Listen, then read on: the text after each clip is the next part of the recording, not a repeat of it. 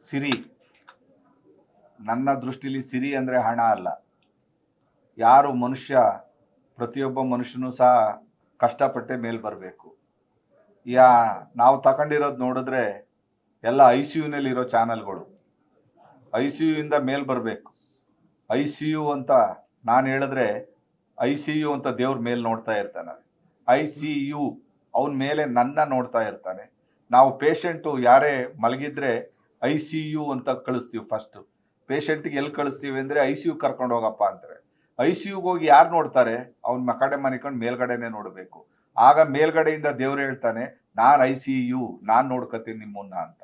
ಆ ದೃಷ್ಟಿ ಇಟ್ಕೊಂಡು ICU ಅಂತ ಏನು ಒಂದು ವರ್ಡ್ಸ್ ಇದೆ, ಇದನ್ನ ಜನಗಳಿಗೆ ICU ಅನ್ನೋ ಬದಲು ಇರೋಷ್ಟು ದಿವಸ ಸಿರಿತನ, ನಗುತನ ಬಾಳಲ್ಲಿ ಮೂಡ್ಲಿ. ಈ ಸಿರಿಕನ್ನಡ ಏನು ಪ್ರಾರಂಭ ಮಾಡಿದರೆ ಇದು ಹೊಸ ಆಫೀಸು.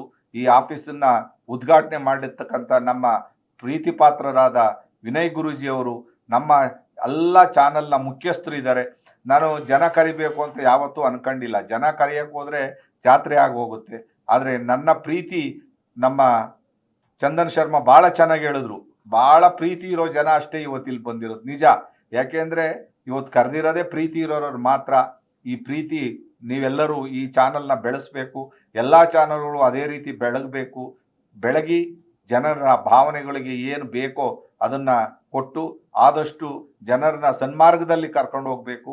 ಆ ದೃಷ್ಟಿ ಇಟ್ಕೊಂಡು ಯಾರು ಸಿರಿಕನ್ನಡ ಪ್ರಾರಂಭ ಮಾಡಿದ್ದಾರೆ ಅವ್ರಿಗೆಲ್ಲರಿಗೂ ಸಹ ಆಲ್ ದ ಬೆಸ್ಟ್ ಹೇಳಕ್ಕೆ ಇಷ್ಟಪಡ್ತೀನಿ.